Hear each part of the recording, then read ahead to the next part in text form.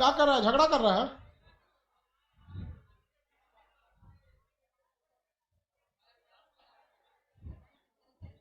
झगड़ा करेगा लोग तो हम सबसे पहले यहाँ पीटेंगे। दोनों को पीट देते हैं। गुड इवनिंग सब लोग को। बैठिए बाबू आप लोग। बॉय लोग आप खोपड़िया बैठ जाओ, वहां पे लड़की सबका सीट नहीं दिख रहा था? ये सब बॉय नहीं है सब, ये सब दूसरा कुछ है सब, ये सब।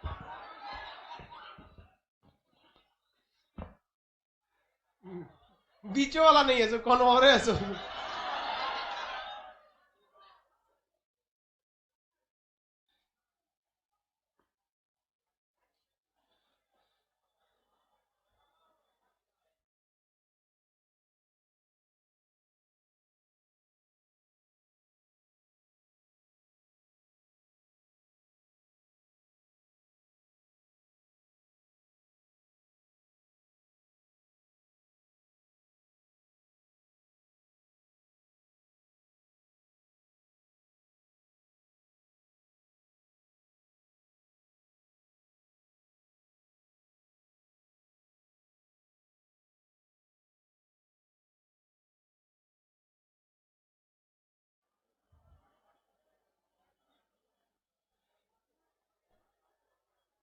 लाइव वाले आप लोग को मटेरियल अभी नहीं मिला है?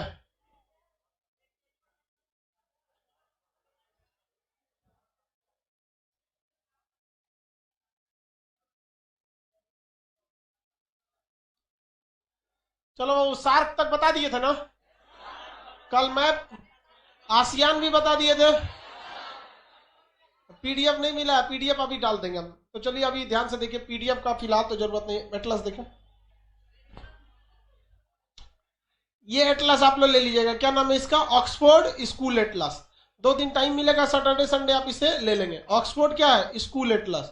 कौन एटलस? School Atlas. समझ आ गया कि नहीं आ गया? अभी नहीं लेके चलाएंगे पतंजलि का।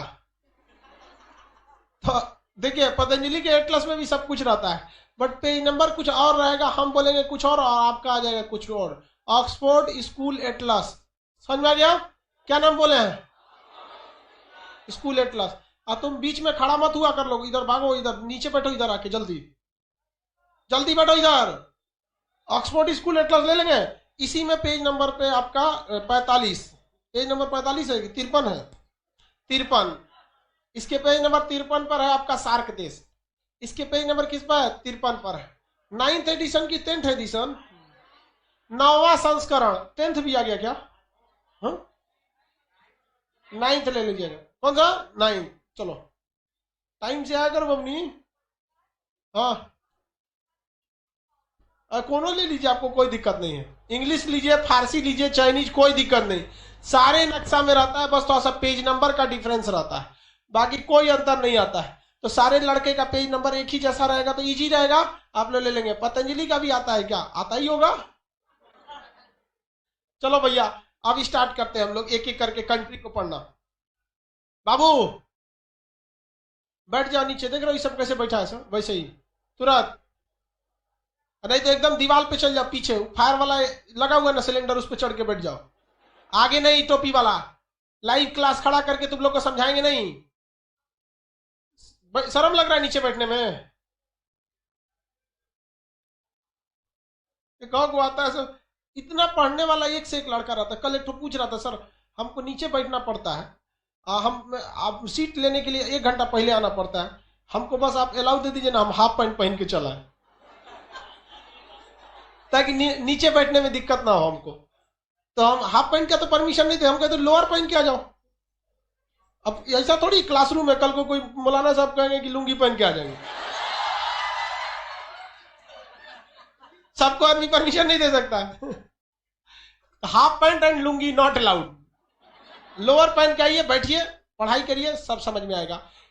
सार्क में टोटल 8 देश आते हैं। अब आपको देशों के बारे में इंटरनल बताना चालू करेंगे अंदर से, ठीक है?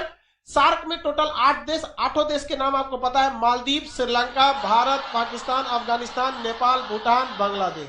याद रहेगा ना? आप बताइए, पहला खड़ा हो, हैंडीकैप है आप? तो तुम हैंडीकेप की कुर्सी पे बैठा है।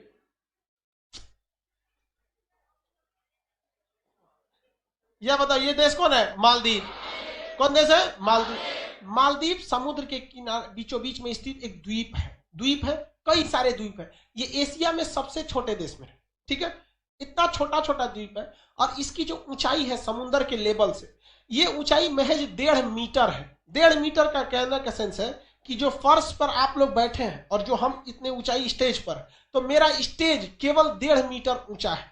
अगर समुद्र का पानी 1.5 मीटर ऊंचा उठ गया तो मालदीव को डूबने से कोई नहीं बचा सकता है। मालदीव की ये जो फिलहाल स्थिति है 1.5 मीटर की वजह से, इतना ज्यादा इसने पर्यटन का काम कर दिया है कि यहाँ पे लोग अपने घर में अगर घर वहां पे रेस्टोरेंट बना दिया है खूब अच्छा समुद्र के किनारे, तो ऐसे रहिएगा ना तो बेड आपका कहाँ रहेगा? ऊपर, और नीचे तो सीधे किस में जाएंगे? समुद्र में।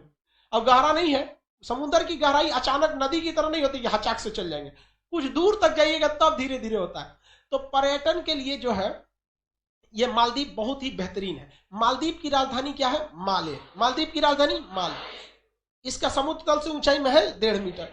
अब इसकी स्ट्रेटेजिक वैल्यू समझते हैं। ये पर्यटन के लिए पूरी दुनिया में फेमस है, पर्यटक लोग जाते हैं। लेकिन हम लोग के लिए कितना अफसोस की बात है कि इसी के ऊपर जो है लक्षद्वीप, हम लोगों ने लक्षद्वीप को उतना अच्छा से नहीं सजा पाए ताकि लोग वहां घूम सके। हमारे यहाँ हीरो हीरोइन कहाँ जाते हैं घूमने? मालदीव। लक्षद्वीप हमारा अपना उतना अच्छा से नहीं घूमने जाते।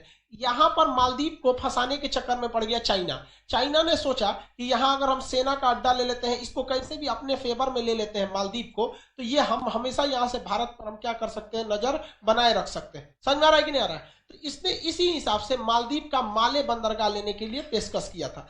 चीन की एक चाल है कि चीन के पास इतना पैसा है, इतना पैसा कि उसको वर्ल्ड बैंक ने जितना कर्जा दे रखा है उससे ज्यादा अकेले पैसा चाइना ने दे रखा है लोगों को। ये दुनिया को अपने डेथ ट्रैप में बिछाता है, कर्ज के जाल में। वो उसको पता है कि देश में कहां कहां करप्शन होती है और कौन कौन सी योजनाएं फेल हो जाती हैं। जैसे अगर बिहार में अगर कोई योजना आएगी, नहर योजना सक्सेस होगी, सब बाबू लोग खोट के रख जाएगा लोग। नल जल योजना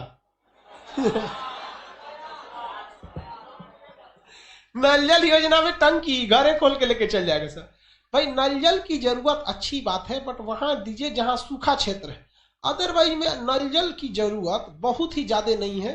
यहाँ पर टोटी लगाना हर जगह, क्योंकि बिहार की एक संस्कृति है ना, यहाँ किसी के दरवाजा खोल के खटखटा के अगर पानी मांगिएगा ना तो आराम से पिला देगा, बस कोरोना ना रहे कोरोना के समय भगा देगा, निकल गया। कोरोना के समय ही बहुत बड़ी समस्या हो गई, अदरवाइज में दिक्कत नहीं। तो चाइना को पता है कि देशों में कहां कहां समस्याएं आती है, वो उसमें इतना कर्जा दे देता है, इतना कर्ज दे देता है कि वो देश कभी औकात ही नहीं है चुका देने की। अब आप समझिए ना, पाकिस्तान की जीडीपी जितनी है उससे ज्यादा उसने कर्जा ले लिया है। यानी पाकिस्तान को पूरी तरह बेच देंगे तो उसका कर्जा नहीं चुका पाएगा पाकिस्तान। लेने से पहले इमरान खान को नहीं समझ में बेचाएंगे तब वो नहीं निकल पाएगा। वैसे ही मालदीव को किया। मालदीव में यहाँ पर इतना ज्यादा उसने कर्ज दे दिया कि मालदीव जो बंदरगाह है अब उसको वापस देना पड़ा चाइना को, तो भारत की बीच बीच में आया, जिससे थोड़ा सा बहुत सहूलियत हुआ यहाँ मालदीव में। मालदीव की सरकार हमेशा से अब्दुल्ला यामीन की जो सरकार थी या फिर शेख गयूम की सरकार, इसमें बहुत ऐसे प्रधानमंत्री हैं जो भारत के फेवर में रहते थे। तो कुछ कई बार यहाँ पर ऐसा भी घटना हुआ था कि ये लोग सेना तख्ता पलट की थी। जैसे अभी म्यांमार में सेना का तख्ता पलट हुआ है ना, वैसे मालदीव में भी सेना का क्या हो गया था? तख्ता पलट हो गया था। तो भारतीय सेना के जो एयरफोर्स के जवान थे, IL-76 जहाज से दिल्ली से उड़ान भरे थे सर, सीधा लैंड किए सब कहां पर? मालदीव में। 8 घंटा में मालदीव खाली। तो भारत सरकार को भी ऐसे इधर उतार दे से चला म्यांमार में सब काम खत्म। लेकिन म्यांमार में हमको फूंक फूंक के कदम चलना है, क्योंकि वहां चाइना एकदम पास में से है। या ऐसा ना हो कि सीरिया बन जाए, क्योंकि सीरिया में भी विद्रोह हो रहा था सेना को लेकर, अमेरिका एंट्री मारा, उधर से रूस एंट्री मार दिया, क्या हाल हो गया सीरिया का, चौपट हो गया। वैसे हम लोग का भी ना हो जाए, इसलिए हम लोग थोड़ा सा फूंक फूंक के कदम रख रहे हैं। तो मालदीव एशिया के सबसे छोटे देश में है। यहाँ पर जो है मालदीव जो है ये पर्यटन क्षेत्र के लिए फेमस है। तख्ता पलट को बचाने के लिए भारतीय एयरफोर्स यहां से यहां पर गई थी, ऑपरेशन कैक्टस चला के यहां पर इन्हें बचाया गया था। और मालदीव की कुछ खास औद्योगिक विकास नहीं है, ऐसा नहीं कि बहुत बड़ा इंडस्ट्री वगैरह है और कुछ नहीं। इसकी अर्थव्यवस्था पूरी तौर पे किस पर आधारित है? पर्यटक पे। और यहाँ कभी भी सुनामी वगैरह की खतरा ना के बराबर रहता है, कभी नहीं आएगा। जो जगह विषुवत रेखा के पास रहता है, देखिए 0 डिग्री है ना, तो 0 डिग्री वाला जो एरिया रहता है, अगर यहाँ भूकंपीय क्षेत्र नहीं है, अगर यहाँ भूकंपीय क्षेत्र नहीं है तो सुनामी नहीं आएगा। तो ये 0 डिग्री वाले एरिया में देखिए 0 डिग्री के पास है कि नहीं है, थोड़ा ही दूर आसपास, तो यहाँ चक्रवात नहीं आते हैं, जबकि इंडोनेशिया भी विषुवत रेखा के पास ही है, लेकिन यहाँ भूकंपीय क्षेत्र होने की वजह से यहाँ पे क्या आ जाते हैं, सुनामी वगैरह आ जाते हैं। तो ये शांत एरिया आ जाता है और कुछ इसकी खास विशेषता नहीं है। आप में से कितने लोग के पास एटलस है ना? और जितने को पास नहीं है सब लोग लेके रख लीजिएगा। मतलब एटलस नहीं रहेगा तो दिखाएंगे कैसे? ला तो एक सेकंड एटलस दो तो एक आदमी।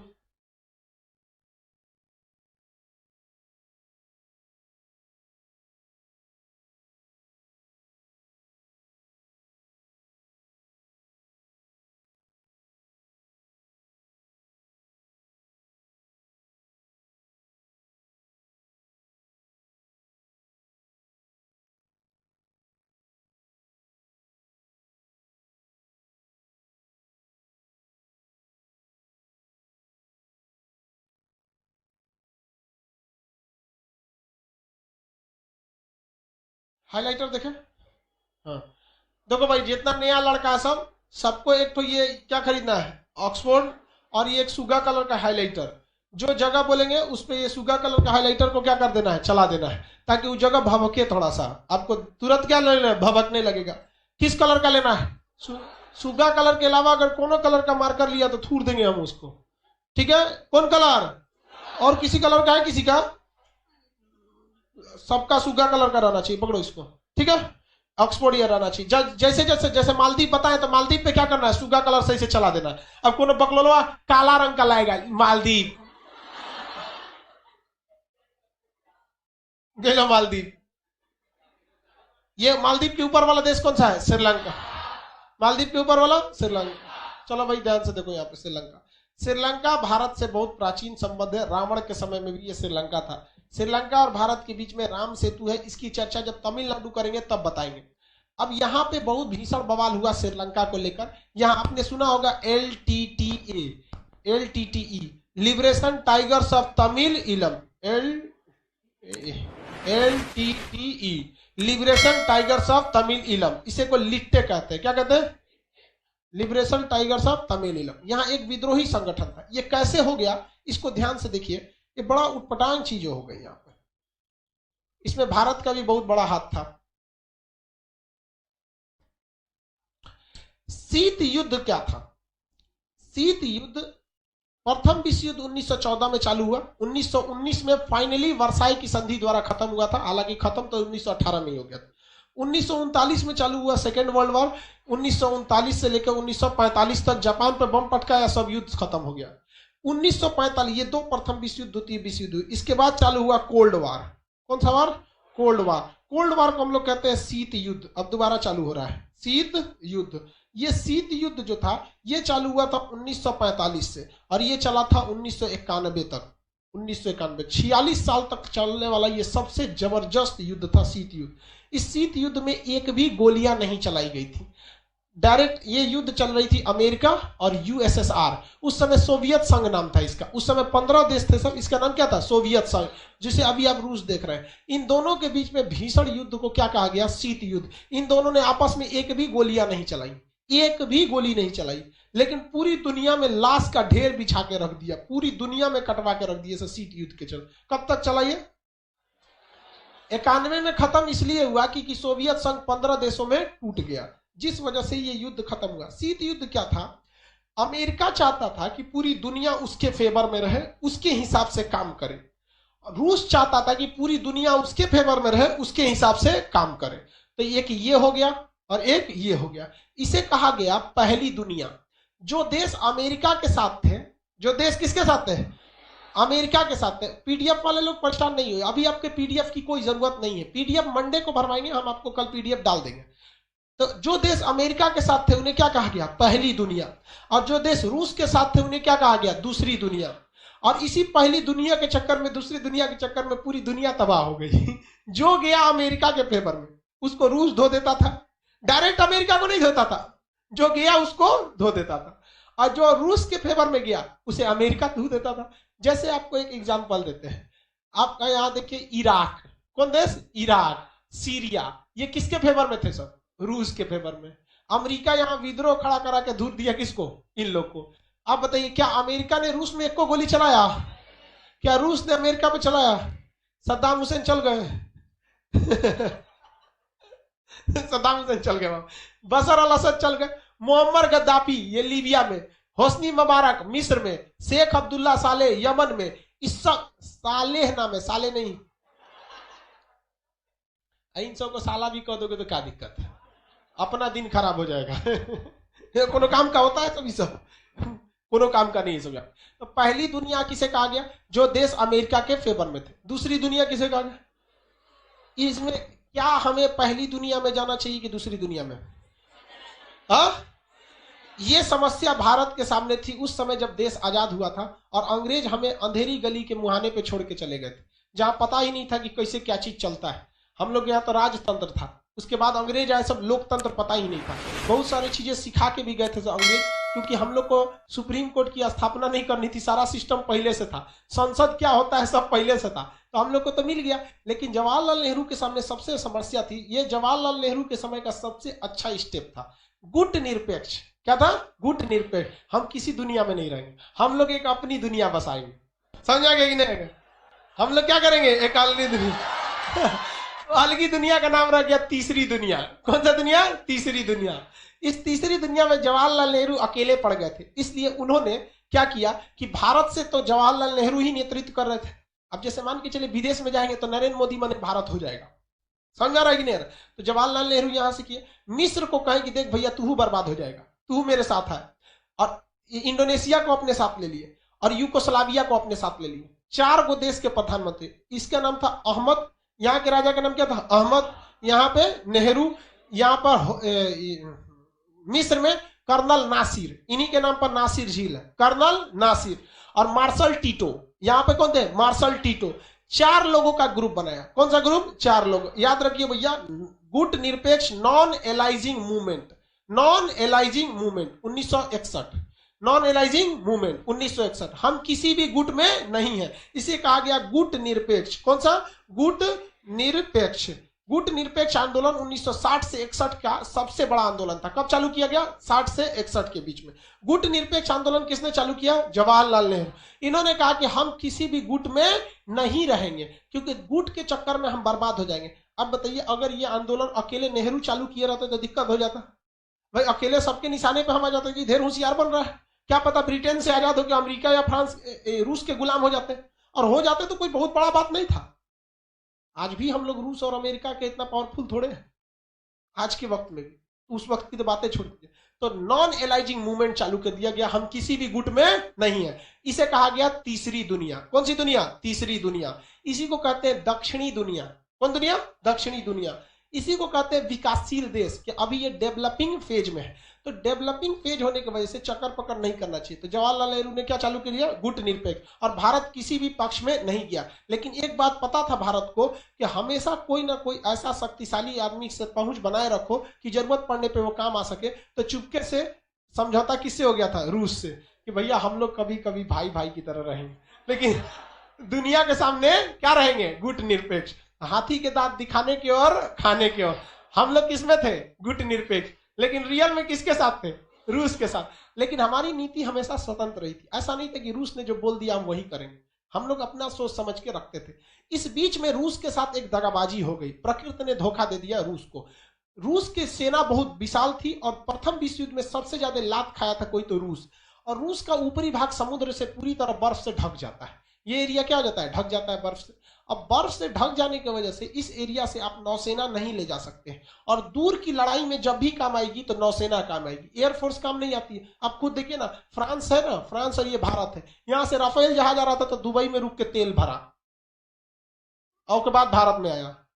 डायरेक्ट आ जाए, आएंगे नहीं, और पायलट का हालत खराब हो गया, बाप रे बड़ी दूर से आ रहे हैं। दूर की लड़ाई में एयरफोर्स काम नहीं आती है, स्ट्राइक के काम में आती है एयरफोर्स। एयरफोर्स को पास में रखे रहिए, जहां लड़ाई हो रहा है ना वहां से 100-200 किलोमीटर दूर रखिए। अब मेन स्ट्राइक में तबातोड़ मार के चली जाती है, वो बढ़त देने का काम करती है एयरफोर्स।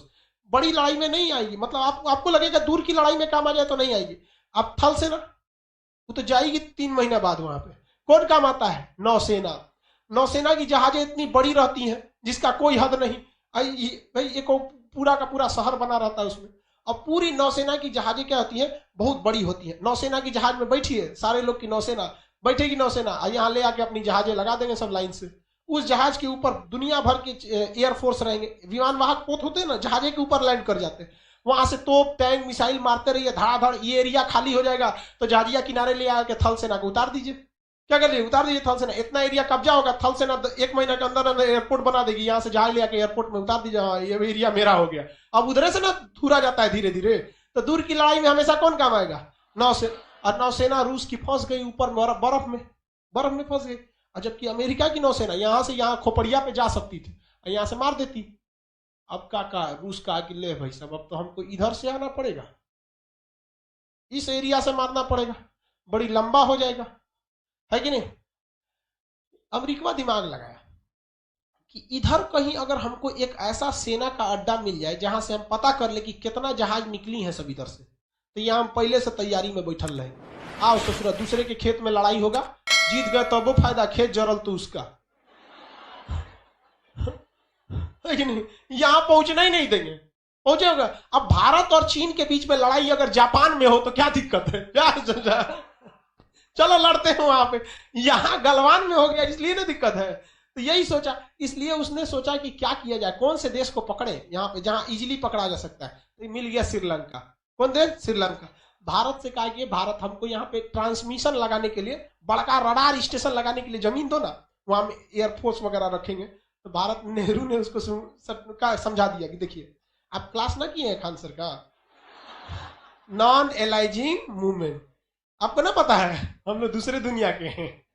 तो भारत उसको नहीं दिया। तो ये किसके में चल गया, श्रीलंका में। श्रीलंका को पता था नहीं कि हम मोहरा बन रहे हैं, तो श्रीलंका को अमेरिका ने खूब लुभावनी वादे किए, पैसा दिया, बजट दिया, लोन दिया, एक से एक पैसा दिया। श्रीलंका खुश, वाह वाह अमेरिका तो बहुत मान रहा है। बाबू तुमको सब समझाते हैं, जिंदगी में कोई अगर बहुत माने तो समझ जाना बहुत बड़का चीज मां, बहुत गड़बड़ है। इस दुनिया में हमेशा एक्सचेंज रूल लगता है। अगर आपको कुछ पैसा इन्वेस्ट करेगा तो आपसे भी रिटर्न खोजेगा। तो यहाँ तो इन्वेस्ट खूब किया। उसके बाद अमेरिका का आगे सुनिए ना, श्रीलंका, हमको यहाँ निचवा हम्बन टोटा बंदरगाह है आपका, श्रीलंका का निचला बंदरगाह का नाम क्या है, हम्बन टोटा बंदरगाह, ये दे दीजिए, हम यहाँ पर हम डेवलप करेंगे, आप भी यहाँ सामान मान लीजिएगा, हम यहाँ एक रेडियो स्टेशन और ट्रांसमिशन स्टेशन बनाएंगे। आप बनाएगा तो केकरा पे नजर रखेगा, यहाँ से रूस पे। किस पे नजर रखेगा, रूस पे। इस एरिया से रूस पे नजर रख सकता है। अब रूस पगला गया, ऊपर से ठंडा में मर जाएंगे, नीचे से ट्रांसमीटर स्टेशन से पकड़ लेगा। कितना जहाज आ रहा है, मान के चलिए कितना बड़ा जहाज, 10 गो निकला, उधर 200 लगा देगा, पता ही नहीं चल पाएगा। अब रूस पगला गया, कहा कि जा अब क्या करे। और रूस श्रीलंका को करेगा क्या उतना दूर से। तो भारत से कहा कि देख भारत, कुछ भी करना यार, तू बचा ले हमको यहाँ से, हम हमेशा तेरे साथ खड़ा रहेंगे, कसम खाते हैं। तो भारत ने कहा ठीक है, कोशिश करते हैं, हम देखते हैं यहाँ से कैसे भगाया जाता है इसको। इस बीच कहा जाता है देहात में ना, रोए के रहनी तले अखिए खुदा गई। अब जबरदस्ती आदमी रोने वाला रहे, आंख खुदा जाएगा, मजे आ जाएगा, वो सोचा आधा घंटा रो देगा आदमी, है कि नहीं। बस इसी में हो गया। श्रीलंका में ना एक विवाद हो गया। श्रीलंका में एक व्यक्ति था जिसका नाम था प्रभाकरण। क्या नाम था, प्रभाकरण। प्रभाकरण श्रीलंका में बहुत ही प्रभावशाली था और वो बेसिकली तमिल था। क्या था, तमिल। अब हम दूसरा नक्शा बना देते हैं जिसमें श्रीलंका को आपको बड़ा करके दिखाते हैं। ये भारत है, भारत का ये एरिया कौन सा है, तमिलनाडु। कौन जगह है, तमिल। इसके नीचे का ये एरिया कौन सा है, श्रीलंका। श्रीलंका का ये एरिया में तमिलों की संख्या बहुत ज्यादा थी। तमिलों की संख्या क्या थी, ज्यादा थी। ये सोचो इसमें तमिल बहुत ज्यादा था सर। अब इसमें प्रभाकरण जो था उसको भारत सरकार से थोड़ा हिंट मिल गया। ये कहने लगा कि हमको अलग करिए, अलग देश। भाई साहब ये दुनिया का पहला ऐसा आतंकवाद विद्रोही संगठन था, आतंकवादी संगठन वहां के लोग कहते हैं इसे, विद्रोही था एक तरह का, जिसकी खुद की एयरफोर्स थी। अब बताओ भारत में नक्सलाइट है सबकी नहीं है, बंदूकें लेके ना घूमते सर। क्या होगा जिस दिन एयरफोर्स लेके घूमेंगे सर, हेलीकॉप्टर लेके, हट जाओ इधर खाली कर दो, धक धक धक धक धक धक, नक्सलाइट आए सर। सोचा हम लोग की सेना कभी इस तरह नहीं की है। अगर ये इस तरह करने लगे सब तो क्या होगा। इसके पास अपनी क्या थी, एयरफोर्स, अपनी नेवी खड़ा कर लिया, अपना हथियार पूरी तरह खड़ा कर लिया। सपोर्ट किधर से मिल रहा था, भारत। अब भारत किस उम्मीद में कर रहा था, रूस। एक बार अगर बचा लिए रूस को ना तो जिंदगी भर रूस हमारे काम आएगा। आज भी रूस भारत के लिए खड़ा रहता है, देखते हैं कि नहीं। चाइना हो जाए, अमेरिका हो जाए, सबके लिए खड़ा रहता है, क्योंकि भाई दोस्ती निभाए थे हम लोग भी यहाँ पर। तो भारत सरकार ने भी बहुत हेल्प किया। ये हमारी सबसे बड़ी विदेश नीति में एक तरह से कहिए हमारे ऊपर भी दाग है। लेकिन हम आपको क्या बताएं, अंतर्राष्ट्रीय संबंध में कोई किसी का दोस्त नहीं, कोई किसी का दुश्मन नहीं। हम लोगों ने क्या कर दिया, चढ़ा दिया यहाँ पर इन लोग को, प्रभाकरण। अब ये लगा थूरने यहाँ पर लोगों को, इतना जघन्य अपराध करने लगे सब ये सब कि यहाँ के सिंघली बौद्ध जो थे या जो श्रीलंका के मेन लोग थे, वो लोग ससुरा धागे तक AK-47 लेके मारने लगा सब ये। और इन्होंने कहा कि ये एरिया हमारा है, LTTE, liberation tigers of Tamil Eelam. इनका खुद का झंडा था, उसमें बाघ बना था। टाइगर है तो क्या बना रहेगा, बाघ।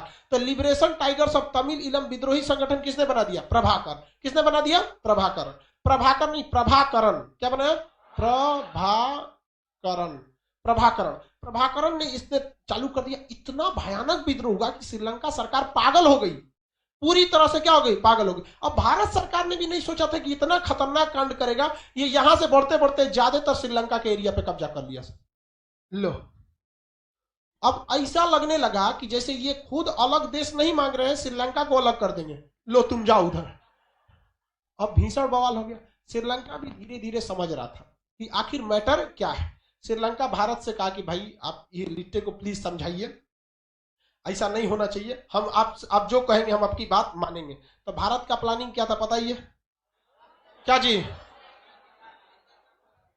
ये वाला आप बंद, यहाँ का ट्रांसमीटर स्टेशन क्या कीजिए, कैंसिल कर, हटाइए यहाँ से अमेरिका अमेरिका को, बाकी हम शांत करा देंगे। और भारत खुद चाहता था शांत कराना। रीजन क्या था कि ये एक बहुत दूरदर्शिता में देखेंगे तो खतरनाक हो सकता था खुद भारत के लिए। अगर वहां LTT सक्सेस हो जाती, अगर बाय द वे LTT क्या हो जाती, सक्सेस हो जाती, और वहां एक अलग देश बना लेते, तो आगे समझिए भारत के लिए क्या होता। ये तमिल वाले भी आपस, तमिल वालों का भी लगाव इनसे बहुत अच्छा खासा हो जाता।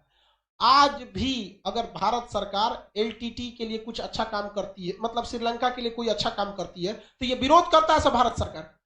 मनमोहन सिंह जब सरकार चला रहे थे तो गठबंधन की सरकार थी, मनमोहन सिंह की, मोदी जी की तरह बहुमत की सरकार नहीं थी। मनमोहन सिंह श्रीलंका से जब बातचीत करने गए तो इन्होंने गठबंधन तोड़ लिया कि काहे बतिया रहे हैं उससे, समझ में गया। चेन्नई में मैच होने वाला था, श्रीलंका के खिलाड़ी आने वाले थे, विरोध कर दिया सर, श्रीलंका के खिलाड़ी नहीं खेलेगा सर तमिलनाडु में। तो तमिलनाडु इसमें बड़ी विवाद चलता है। तो दूरदर्शिता देखिए, हमेशा देश के बारे में सोचना चाहिए कि हमारे देश के लिए खतरा हो जाता है। ये हो जाता है एक नया कश्मीर मुद्दा कि पास में रख के आप किसका फेवर करने लगी, पाकिस्तान का। धीरे धीरे ऐसा मुद्दा होने लगता आज फ्यूचर में, ऐसा नहीं कि हो गया था, लेकिन ये दिक्कत था। तो खुद उस समय सोच रही थी इंदिरा गांधी की ऐसा ना हो। तो भाई भारत सरकार ने इनको कहा कि ठीक है तुम हटाओ, हम श्रीलंका को यहाँ से, किसको भगा दो यहाँ से, अमेरिका को भगा दो, बाकी बात है हम क्या कर लेंगे, संभाल लेंगे यहाँ पे। तो यहाँ से अमेरिका का बोरिया बिस्तर समटा गया। रूस ने भारत से कहा कि जिंदगी में तुमको कभी जरूरत पड़ेगा ना, तुम एक बार हमारा याद करियो, हम हमेशा तुम्हारे साथ हैं। तो भारत ने भी कहा कि ठीक है जरूरत पड़ेगा तो बताइए करेंगे। बोलो, हर जगह से ना युद्ध करना है, किसी भी देश को हर जगह से ना घेरिएगा।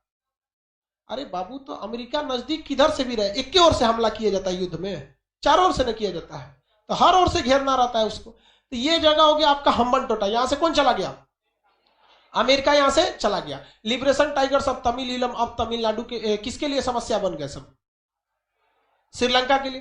तो भारत सरकार ने यहां अपनी सेना भेजा।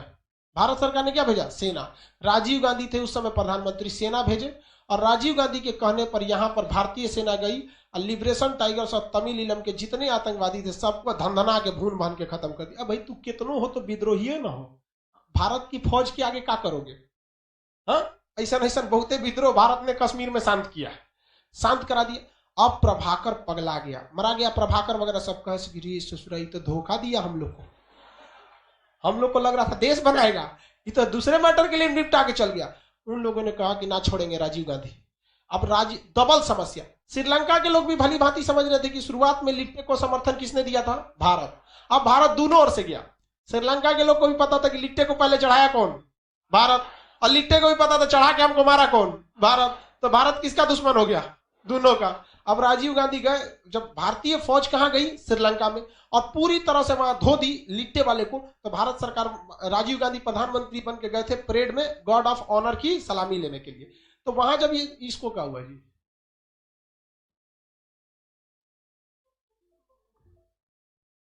सीधा रहो, जब वहां गए थे राजीव गांधी सलामी लेने, तो श्रीलंका के सेना का एक जवान था। अब जब सलामी दिया जाता है ना बंदूक से इस तरह, तो उसमें गोली नहीं रहती। सलामी शस्त्र आप लोग एनसीसी वगैरह किए होंगे, तो इस तरह से सलामी शस्त्र होता है यहाँ पे। तो सलामी शस्त्र होता है ना, ये बगल शस्त्र, बाजू शस्त्र, फिर सलामी शस्त्र, तो ऐसे सलामी शस्त्र दिया जाता है। तो सलामी शस्त्र जब दिया गया था, ऐसे ही सलामी शस्त्र दिया था। और जब राजीव गांधी इधर से गुजरे ना, तो बट बंदूक का पिछला भाग क्या होता, बट मारा था, कंधा टूट गया था राजीव गांधी, श्रीलंका वाला। और इधर तो श्रीलंका से तो दुश्मनी हो ही गई थी। और इधर जो लिट्टे वाले थे सब, इन्होंने किसको टारगेट ले लिया, राजीव गांधी को। और राजीव गांधी को बम से उड़वा दिया लिट्टे वालों ने। एक नलिनी नाम की महिला थी, अपने शरीर में बम बांध के आई, और राजीव गांधी के पैर छूने गई, और उसमें बम बना हुआ था, अपने साथे उड़ा दी, चिथड़ा उड़ा दी। समझ आ गया कि नहीं? मद्रास में वो समय, उस समय चेन्नई का नाम क्या था, मद्रास वगैरह, बहुत भीषण उनकी जान चली गई। तो आप बताइए भाई, द्वितीय जो शीत युद्ध चल रहा था वो किसके किसके बीच, अमेरिका। इसमें रूस, ये श्रीलंका सोचा कि हम किसकी दुनिया का हिस्सा हो जाए, पहली दुनिया। आधा लोग को साफ कर दिए सर लिट्टे वाले ने, और लिट्टे को साफ कर दिया भारत सर। इधर हमारे राजीव गांधी भी चल गए। बताइए, शीत युद्ध में अमेरिका और रूस के बीच एक भी गोली चली, और श्रीलंका में लाश बिछ गया।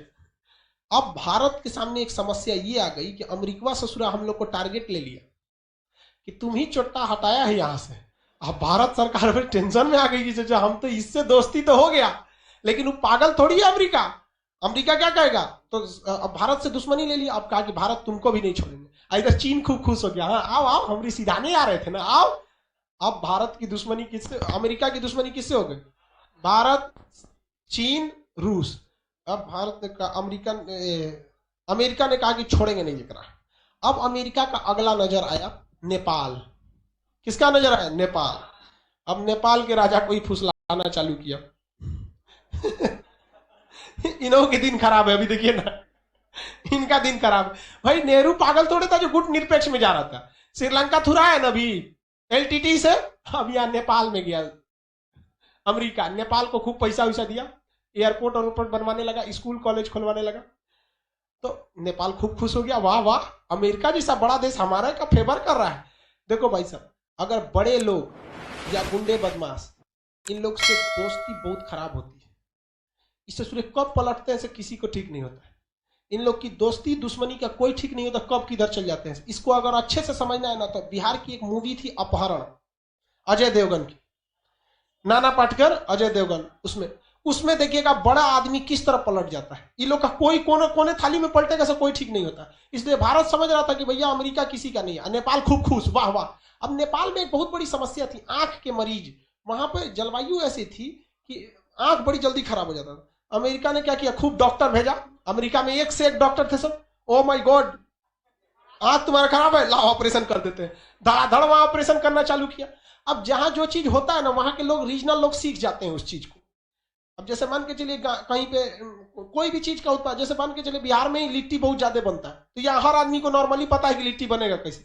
तो वहां आंख के डॉक्टर खूब आने लगे। और नेपाल के लोग भी सीखने लगे। आज भी नेपाल में आंख बड़ी अच्छा बनता है। इनका आंख बना रहा था। उसके बाद नेपाल को खूब पैसा दिया, आंखों को बना हुआ, डॉक्टर भेजा, मेडिकल सुविधा दिया। उसके बाद अमेरिका कह रहा है कि सुनो नेपाल, एगो सेना का अड्डा दे दो हमारा। नेपाल का एकदम ले लीजिए। हम कहा कि भाड़ा लगेगा, तो अमेरिका ने कोई बात नहीं, हमारा पैसा का कमी थोड़ी है। अमेरिका खूब खुश हो गया, वाह, अगर यहाँ हमको सेना का अड्डा मिल जाए, एक तो कूच देंगे हम। एक श्रीलंका में से यही भगाया था, कूच देंगे। यहाँ से नेपाल इसको, चाइना को बड़ी मजा ले रहा था, तोरो कूच देंगे। यही लगले यहाँ से रूस। उस समय रूस ये पूरा एरिया किसका था, रूस का। उस समय रूस का ये पूरा एरिया था, यहाँ तक इतना बड़ा। कहा कि यहाँ से रूस पड़ासे कितना पड़ेगा, एक बार में तीनों को मारेंगे। अब भड़क गया कौन, चीन। कौन भड़का था, चीन। कहा कि चोट्टा कहीं का, हमारी सीधाने तू लिया के सेना का अड्डा देते तुम यहाँ पे। इसने कहा कि कैसे किया जाए, तो चीन इतिहास से बहुत सीखता है। उसने देखा भारत कैसे कैसे श्रीलंका में कांड किया था। अब ऐसा ही कांड कहां खोज रहा है, नेपाल में क्या किया जाए। तो वहां एक अलग देश की मांग कर रहे थे सब। कहा कि नेपाल में अलग देश होगा कैसे, तो खाली पहाड़े हैं, यहाँ पे जनसंख्या ज्यादा है नहीं। तो क्या कहा कि कैसे यहाँ लड़ाई कराया जाए। तो वहां पे राजतंत्र था, राजा का शासन था। तो कुछ लोगों को यहाँ पर, चीन में शासन था माओ त्से तुंग का। किसका था, माओ से तुंग, माओ से तुंग। तो माओ से तुंग ने कुछ विद्रोहियों को घुसा दिया कहां पर, नेपाल में। हथियार दिया, पैसा दिया, ट्रेनिंग दिया, सब दिया। कहा कोई दिक्कत नहीं, तुमको जितना गोली चलाओ कोई हिसाब नहीं देना है, सब धन धना के क्या करना है, मारना एकदम जबरदस्त नेपाल में। अब क्या कहना है कि राजा का शासन नहीं रहेगा। रजवे ना एयरपोर्ट दे रहा है रजवे को उखाड़ पे को यहाँ पे। अब उस ससुर जो माओ के कहने पे घुस गया सब माओवादी। कौन घुस गया सब, माओवाद। अरे भाई साहब नेपाल को इतना धो दिया सब कि अगले 18 से 20 साल तक नेपाल माओवादियों से लड़ता रह गया। गृह युद्ध फंस गया। उधर अमेरिका बोल रहा है एयरपोर्टवा बनाए, ठेका चालू करें। का भाग तुम यहाँ से, तुरंत भाग, छोटा कहीं का तोरे चक्कर में यहाँ सब हो रहा है, हम नहीं समझ रहे यहाँ पे। अब वो बेचारा नेपाल के राजा चीन से कह रहा है कि अब देखिए हम अमेरिका को भगा दिए, यहाँ जैसे श्रीलंका भी भगा दिया था, तो भारत वहां लिट्टे को खत्म किया था ना, आप भी माओवादी को खत्म कर दीजिए। कहा कि वो सब भूल जाओ, माओवादी मेरा है ही नहीं, छोड़ दिया नेपालवा, चाइना वहां पे अब पूरी तरह तबाह हो गए सब। अब वही माओवादी इधर से घुस गए सब किधर, बंगाल होते हुए छत्तीसगढ़ में। उन्हीं का एक तो अलग स्ट्रेन है, उसी विचारधारा से नक्सलवाद, ये सब चीजें अलग अलग घुस गए सब यहाँ पर। तो ये शीत युद्ध देखिए कितना खतरनाक था। अमेरिका के लिए दुश्मन बहुत बढ़ते गए सब, भारत चीन, रूस, इसको कहा गया शीत युद्ध। आप बताओ नेपाल में इतनी लाशें गिरी, क्या इसके लिए नेपाल जिम्मेदार था? अमेरिका। चाइना में जो श्रीलंका में हुआ उसके लिए अमेरिका। तो शीत युद्ध कब से चालू हुआ था? 1945 के बाद 1991 तक चला था। भारत इस युद्ध में भाग लिया? नहीं लिया, इनडायरेक्टली। लेकिन भारत भी अमेरिका को अपने चौखट पे बुला ही लिया था। लेकिन भारत इतना जबरदस्त था कि डायरेक्ट कोई लड़ तो सकता नहीं है। समझ में आ रहा है कि नहीं आ रहा है? श्रीलंका समझ में आ रहा है? अब श्रीलंका के बारे में थोड़ा और समझते हैं। श्रीलंका का निचला बंदरगाह कौन था? हम्बन। श्रीलंका का निचला बंदरगाह LTTE जो था, इसके निर्माता कौन था? प्रभाकर। चिन्ह क्या था इनका? बाघ। इनका झंडा पे चिन्ह क्या बना हुआ था? बाघ, लिट्टे। इसे खत्म किसने किया था? राजीव गांधी। इन्हीं की वजह से राजीव गांधी की भी हत्या हो गई थी यहाँ पर, राजीव गांधी वगैरह। इसका निचला बंदरगाह हम्बनटोटा। हम्बनटोटा बंदरगाह तो पूरी तरह ध्वस्त हो गया। LTT वाले ने बम गिरा दिया था हम्बनटोटा बंदरगाह पे। अमेरिका से कराओ, ले लो बंदरगाह, तो राहुल जी लो बंदरगाह यहाँ पर। बाद में अमेरिका की जब चला गया यहाँ पर, तो हम्बनटोटा बंदरगाह पूरी तरह बर्बाद हो गया था। तो क्या नाम है इसका, श्रीलंका ने भारत सरकार से कहा कि देखिए हमारा ये बंदरगाह टूट गया है, पूरी तरह से चौपट हो गया है, आप इसको बना दीजिए। तो भारत सरकार ने कहा ठीक है बना देते हैं उसको तो पता था कि कौन तुरवाया है। तो भारत सरकार जब यहाँ बनाने गई ना, तो तमिलनाडु के लोग विरोध कर दिए, आप क्यों बनाइएगा, क्योंकि श्रीलंका के लोग ना LTTE के जवानों को मारा है। और इवन सही भी बात है, LTTE जो था ये जरूर आतंकवादी संगठन था, लेकिन इनके जो बाल बच्चे बीवी थे लोग, जब LTTE खत्म हुआ, प्रभाकरन मरा गया और राजीव गांधी मरा गए, LTTE का साथ देने वाला कोई नहीं रहा। तो LTTE फंस गई कहां पर? श्रीलंका में। और धीरे धीरे श्रीलंका क्या हो गया, उठ गया। और श्रीलंका की आर्मी खड़ा करा के LTTE वालों को, बूढ़ा बच्चा औरत किसी में फर्क नहीं समझा, चाहे वो 2 साल का बच्चा है या कोई महिला अपने बच्चे को दूध पिला रही है, सीधे छाती सहित बच्चे को मार दिया। मर सस रहे यहाँ पे श्रीलंका में। इतना बुरा मौत हुआ कि जिसका खामियाजा अब श्रीलंका को उठाना पड़ रहा है। जो बाइडन आए हैं और श्रीलंका को कहें कि भाई देख, हम है तो अमेरिका के प्रधानमंत्री, है कि नहीं, है तो अमेरिका के प्रधानमंत्री। उस समय तोरा बहुत मौका मिला था, तुम देखिए श्रीलंका ने तो उस समय अमेरिका का साथ नहीं ना दिया।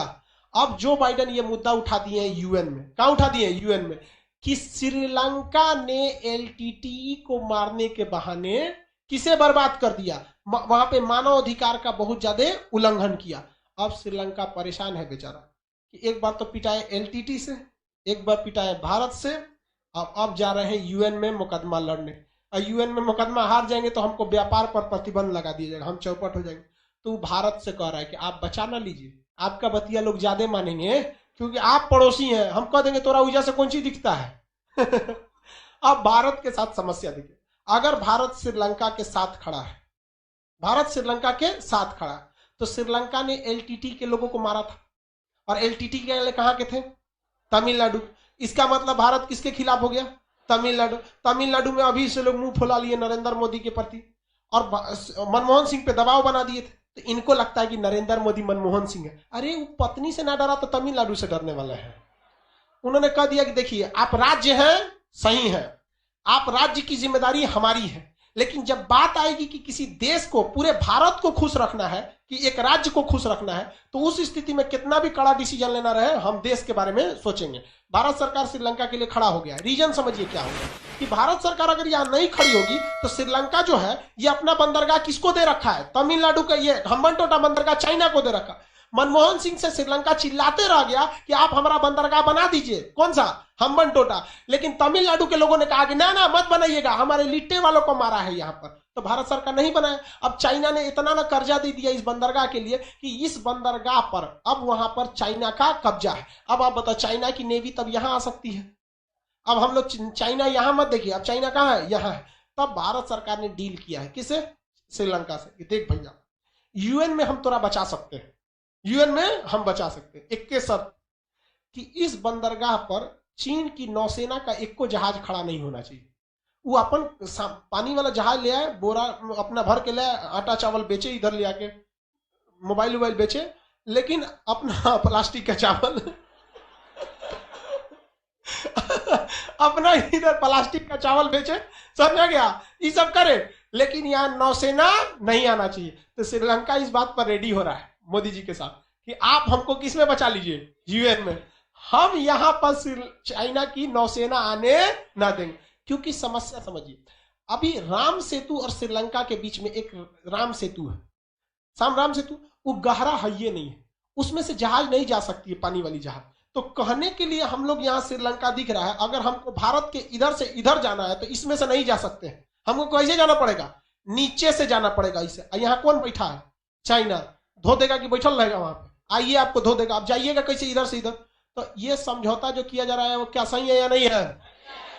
लाइव वाला बता लो, इंटरनेशनल रिलेशन समझ में आ रहा है? तो श्रीलंका बहुत जबरदस्त चीज है। ऐसा छोटका छोटका देश ससुरा शकुनी होता है, सब केनियो चल जाता है सब वहां पे। अब वहां पे सरकार आई है, वो भारत चाइना के प्रति खेलती है। चाइना से कहेगी काम कीजिए ना, इतना हमको लोन दीजिए ना, तो चाइना कहता है ब्याज लगेगा। तो अच्छा ब्याज लेंगे, ठीक है छोड़ दीजिए, भारत से ले लेते हैं। अच्छा आज पूरा देते हैं। अब फिर भारत से आके कहेगा अगली बार लोन, सुनिए ना तो लोन है घट गया है, बिना ब्याज का दे देंगे, चाहे कम में ब्याज दीजिए। तो भारत कहेगा ऐसे कैसे होगा? अच्छा कोई बात नहीं, श्रीलंका चल जाते हैं चाइना। ये भारत गेम खेलता है सब भारत के प्रति, लेकिन क्या कीजिएगा, भारत सरकार को भी संभल के चलना है। क्योंकि हम दोस्त बदल सकते हैं, पड़ोसी नहीं बदल सकते हैं। दोस्त बहुत बाद में काम आते हैं, पड़ोसी काम में आते हैं। आपके घर में अगर कुछ हो जाता है, अभी कुछ, सबसे पहले कौन काम आएगा? लेकिन लोग पड़ोसी से उठल रहता है, देखते हैं इसी गड़बड़। श्रीलंका का निचला बंदरगाह, श्रीलंका का निचला बंदरगाह, श्रीलंका में एलटीटीई की जो समस्या थी, ये इसके दक्षिणी भाग में थी कि उत्तरी भाग में? ये किस राज्य के थे लोग?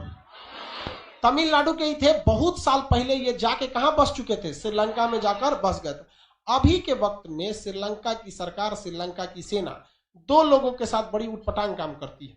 पहला कि जो तमिलनाडु के लोग हैं, तमिलनाडु के लोग के साथ वहां पे भेदभाव किया जाता है और वहां पर मुसलमानों के बुर्का पहनने पर रोक लगा दिया। समझ में आ गया? इसके लिए जिम्मेदार खुद वहां के मुस्लिम लोग हैं। देखिए, जब आपकी जहां पे सरकार नहीं है या जहां आपकी संख्या कम है, वहां आप कुछ नहीं कर सकते हैं, खाली माइक में लेके फ्राइडे के दिन चिल्ला लेंगे, कुछ इससे ज्यादा कुछ कर पाएंगे? अरे पंचर साटने की जिम्मेदारी अपने उठाया है, सब बकरी काटेगा। कोई बड़ा पोस्ट पे मिलता है आपको? नहीं। और उस पे से आतंकवादी बन के बुर्का पहन के बम फोड़ दिया। सरकार को मिल गया बहाना कि बुर्का में बम छुपाया, कि AK-47 पते नहीं चलता है। समझ के याद रखिएगा, अगर आप जहां पे भी कमजोर है ना, तो आपको एक गलती से आपको बहुत अच्छा से कुचा दिया जाएगा यहाँ पर, तो जा बम चला। समझ गए कि नहीं आगे? इनको कुछ समझ में नहीं आता है। मुसलमानों के सबसे बड़े पैगंबर थे मोहम्मद साहब। उन्होंने कहा था कि इस्लाम को तकलीफ केवल इस्लाम के लोग ही पहुंचाएंगे, दूसरा कोई नहीं पहुंचाएगा। अभी इनको लगता है काफिर गलत है। अरे सचुरा तू नहीं, तो खुदे अपना में देखना, तू यहाँ पे इस खुद अपने को चौपट कर लेगा सब। इस सब में कुछ मतलब इनको चौपट करने की जरूरत नहीं है। आप बताओ यार, बुर्का पहन के बम मार दिया, बैन लगा दिया, सुप्रीम कोर्ट में केस करेंगे वहां के मुस्लिम लोग कि नहीं ये हमारा संवैधानिक अधिकार है। सुप्रीम कोर्ट कहेगा कि भाई ये संवैधानिक अधिकार है, ठीक है, देश से बढ़का है नहीं ना, आप कैसे ले सकते हो? वहां पे सुरक्षा में वहां पे तो कह देगा एक काम करिए प्लास्टिक का पहनिए, तब आर पार दिखे। चौपट करके रख दिए। तो यहाँ पर दो लोगों के बहुत भयानक मुद्दा। एक और खतरनाक कांड किया था यहाँ पे। यहाँ पे कोविड-19 के जितने लोग थे सबका दाह संस्कार करवा दिया। मुस्लिम भी मर रहा था ना कोविड-19 से, ईसाई भी मर रहा था, तो दफनाने नहीं दे रहा था कि जलाओ जलाओ जलाओ इसको जलाओ। तो उठपटांग काम करेगा तो यही सब हो ही जाता है यहाँ पर। तो बैन लगा दिया यहाँ पे, क्या करेगा चिल्ला के वहां पे? सरकार से नहीं ना लड़ सकते आपको। श्रीलंका का निचला बंदरगाह, श्रीलंका के ऊपर में कौन सी समस्या? LTTE। उस राज्य का नाम था जाफना। क्या नाम था? जाफना। श्रीलंका का ऊपरी भाग का नाम क्या था? जाफना। ये हम भारत बना दिए, बस इतना से समझिएगा कि ये तमिलनाडु है। टोटल भारत तो पढ़ा नहीं रहे अभी। अब ये नीचे ये जगह कौन सा है? राम सेतु। कौन जगह है? राम सेतु। इसे आदम ब्रिज कहते हैं मुसलमानों के हिसाब से, और ईसाइयों के हिसाब से, और यहूदियों के हिसाब से। धरती पर आने वाला पहला व्यक्ति आदम थे, जो इसी रास्ते गए थे, इसलिए उसका नाम आदम ब्रिज हो गया। जबकि हिंदू धर्म के हिसाब से राम जी इधर से गए थे रावण को पीटने के लिए, तो ये क्या हो गया? राम सेतु हो गया। तो ये उथला हुआ जगह है यहाँ पर। इसके बीच नीचे ये कौन जगह है? श्रीलंका। श्रीलंका का जो ऊपरी भाग है इसका नाम है जाफना। श्रीलंका का ऊपरी भाग का नाम क्या है? जाफना। जाफना में कौन से आतंकवादी भर गए थे सब? LTTE। श्रीलंका का ऊपरी भाग का नाम बताइए। श्रीलंका का ऊपरी भाग जाफना। किसी को कोई दिक्कत? जाफना है यहाँ पर। और नीचे वाला कौन सा जगह? श्रीलंका। श्रीलंका के यहाँ पर पहाड़ी एरिया भी है। श्रीलंका में यहाँ पे क्या है? पहाड़ है। ये पहाड़ भारत से गया हुआ है, पश्चिमी घाट पर्वत जो धंस गया है, फिर कहाँ निकला है? श्रीलंका में। श्रीलंका में निकला हुआ है। तो इस पहाड़ के बीच में एक दर्रा है जिसका नाम है एलिफेंटा दर्रा। कौन सा दर्रा? एलिफेंटा। श्रीलंका का जो एलिफेंटा दर्रा है, श्रीलंका का कौन सा दर्रा? एलिफेंटा दर्रा। ये दर्रा श्रीलंका के मेन श्रीलंका और किसे जोड़ता है? जाफना को। किसे जोड़ता है? जाफना। जाफना श्रीलंका के उत्तरी भाग में है कि दक्षिणी भाग में है? किस भाग में है? उत्तरी भाग। जाफना में कौन सा दर्रा है? एलिफेंटा दर्रा। कौन सा दर्रा? एलिफेंटा दर्रा है। आगे बढ़ जाए, किसी कोई दिक्कत? नीचे बंदरगाह बोलिए। हम्बनटोटा। श्रीलंका का सबसे बड़ा इधर है कोलंबो बंदरगाह। कौन सा? कोलंबो। श्रीलंका की राजधानी पहले थी कोलंबो, अभी श्री जयवर्धनपुरम। क्या हो गया? श्री जयवर्धनपुरम। श्रीलंका की सबसे प्राचीन राजधानी अनुराधापुर थी। श्रीलंका की सबसे प्राचीन राजधानी अनुराधापुर, बाद में क्या हो गया? कोलंबो। अभी क्या है? श्री जयवर्धनपुरम। श्रीलंका के बीच में पहाड़ी एरिया है। क्या है? पहाड़ी एरिया। ये पहाड़ किसका हिस्सा है? पश्चिमी घाट का हिस्सा है। इस पहाड़ी एरिया से एक नदी निकलती है जिसका नाम है महावली गंगा। कौन सी गंगा? महावली गंगा।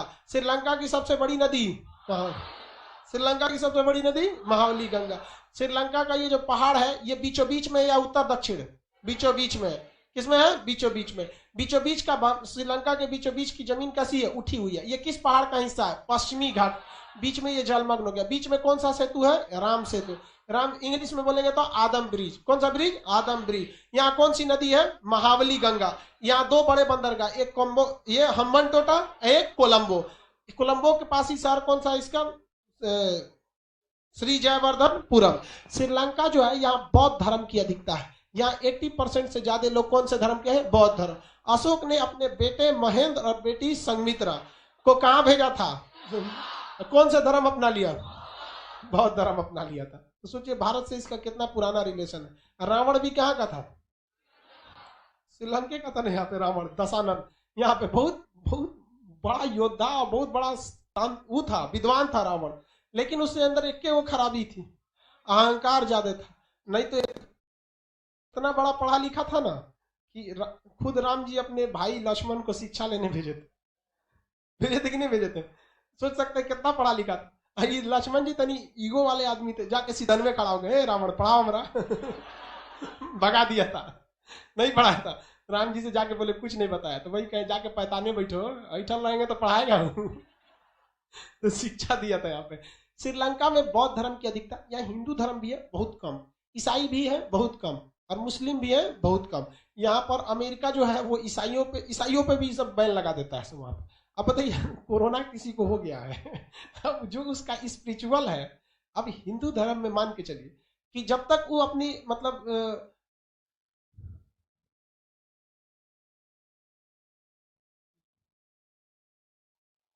क्या बोलता है, रंगों में दौड़ता सारा लहू ईमान वाला है, मगर जालिम समझते हैं कि पाकिस्तान वाला है। अच्छा शायरी बोल रहा है, शायरी अच्छा बोल रहे हैं आप यहाँ सब लोग को कोई यहाँ आतंकवादी नहीं कहता है। देखिए बाबू, ये बात हम भी मानते हैं और ये भारत के लोग भी समझते हैं। कोई यहाँ सारे कम्युनिटी को आतंकवादी नहीं कहता। लेकिन समस्या यहाँ ये आती है ना कि जब वो आतंकवादी बन जाता है तो लोग मौलाना लोग कहते हैं, जब वो आतंकवादी बन जाता है तो कहते हैं मौलाना लोग कि इसका इस्लाम से कोई लेना देना नहीं है, तो फिर मरने के बाद उसका जनाजा क्या पढ़ाने लगते हैं?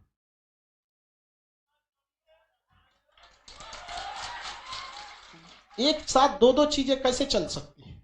आपको अगर आप सहज स्वीकार कर लीजिए कि हमारे धर्म का था, स्वीकार कर लीजिए, यहाँ पे क्या दिक्कत है? यहाँ पे तो सबको कोई नहीं कहता है। और देखिए मेजोरिटी, देखिए यहाँ पर सीरिया में क्या हो रहा है, इसराइल सीरिया हो गया, इराक हो गया, सब सबको कोई कहता है हमारा आतंकवादी? कोई कहता है? नहीं कहता। हम ही लेके खोलेंगे ये ले, क्या होगा? बोरा में जाएंगे जैसे अजमल का साहब चल गया था वहां पे। चलिए ध्यान से देखिए, तो ये नीचे वाला बंदरगाह समझ गए। यहाँ ज्यादातर आबादी किस धर्म की है? बौद्ध। सिंघली बौद्ध कहा जाता है। किस, कौन सा? सिंघली बौद्ध कहा जाता है। आगे बढ़े, यहाँ ये भी ब्रिटेन का गुलाम था, लेकिन ये भी ब्रिटेन से क्या हुआ? आजाद हो गया। जो जो देश ब्रिटेन के गुलाम थे उन्हें कॉमनवेल्थ कहा जाता है। क्या कहा जाता है? कॉमनवेल्थ के नाम से जाना जाता है। श्रीलंका भी किसका हिस्सा था? कॉमनवेल्थ का। यहाँ चाय का उत्पादन ज्यादा नहीं होता है, लेकिन ये लोग चाय पीना प्रीफर नहीं करते हैं, इस वजह से ये अपने यहाँ जितनी चाय पत्ती होती है सब क्या कर देते हैं? एक्सपोर्ट कर देते हैं। और भारत के लोग चाय राक्षस की तरह पीते हैं भाई साहब, घर में घुसते सबसे पहले क्या करते हैं? चाय पीते। लोग घर में घुसते क्या कर देते हैं? चाय पीना चालू करते। तो हम लोग क्या, चाय बचता कहाँ है? पटने में देखिए ना चाय का कितना खपत है। पटना का लड़का के पास पैसा नहीं रहता है ना, हाफ चाय पीता है अरे यार नहीं हो पियोगे तो क्या दिक्कत है, लेकिन पिएगा वो।